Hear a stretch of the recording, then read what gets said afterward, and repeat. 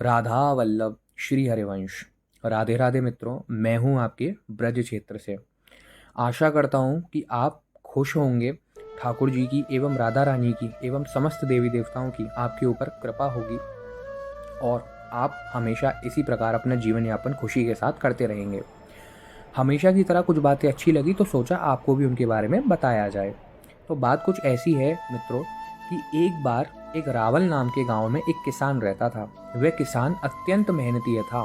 वह मेहनत करता था, दिन और रात अपनी खेती में लगा रहता था और खेती के आई हुई आय से अपना जीवन यापन किया करता था। उस किसान की एक अच्छी आदत थी कि वह किसान सुबह उठ करके रोज मंदिर की ओर जाया करता था और भगवान के सामने जाकर के एक ही प्रार्थना किया करता था कि हे भगवान, मेरे कोई भी संतान नहीं है, मेरे को संतान दे दो।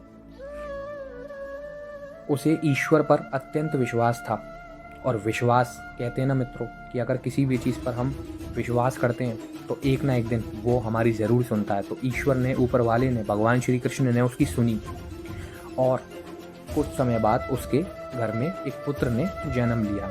किसान अत्यंत खुशी हुआ, पूरे रावल गांव में मिठाइयाँ बांटने लगा और भगवान को धन्यवाद कहने लगा कि हे ईश्वर, हे विघ्नहर्ता, हे विधाता, आपने मेरे घर पर मेरी सुनी, मेरे को एक संतान दी। और ईश्वर को नाना प्रकार से संबोधित करने लगा और इसी प्रकार उसने अपने बेटे का नाम भी ईश्वर के नाम पर ही रखा और उसने अपने बेटे का नाम माधव रख दिया।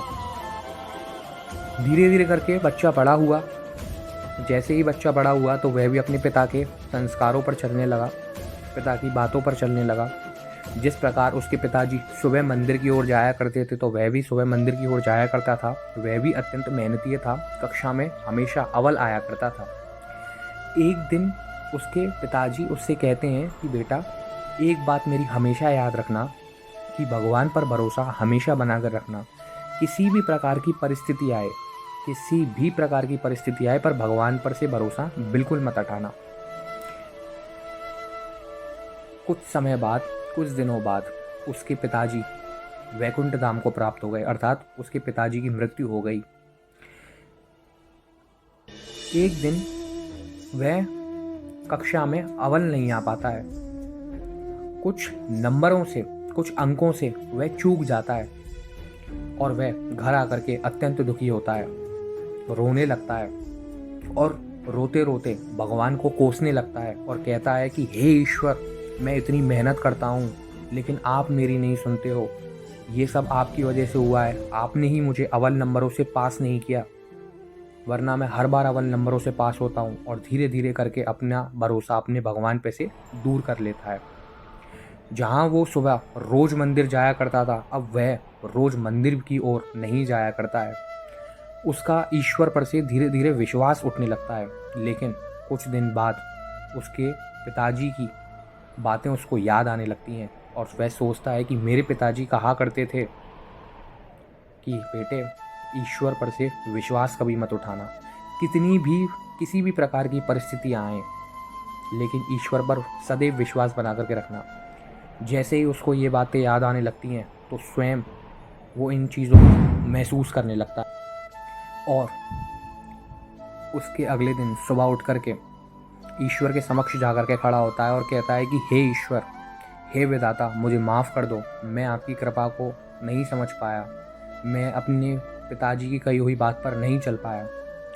तो मित्रों, कहानी का सार सिर्फ इतना सा है कि जीवन में कितनी भी कठिन परिस्थितियाँ क्यों ना हो, कितनी भी भगवान परीक्षाएं क्यों ना ले रहा हो, लेकिन हमें ईश्वर पर सदैव विश्वास बना करके रखना चाहिए।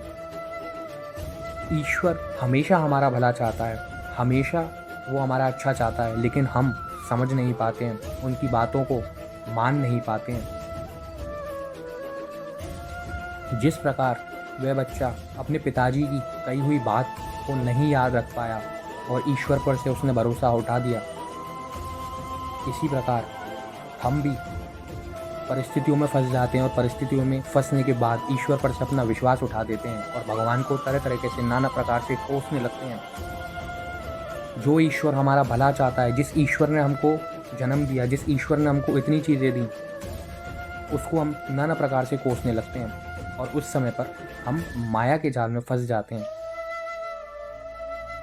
तो दोस्तों, ईश्वर पर सदैव विश्वास बना के रखें। वह हमें हमारा हमेशा भला चाहते हैं, कभी भी हमारा बुरा नहीं चाहते हैं। राधे राधे मित्रों, राधा वल्लभ, श्री हरिवंश।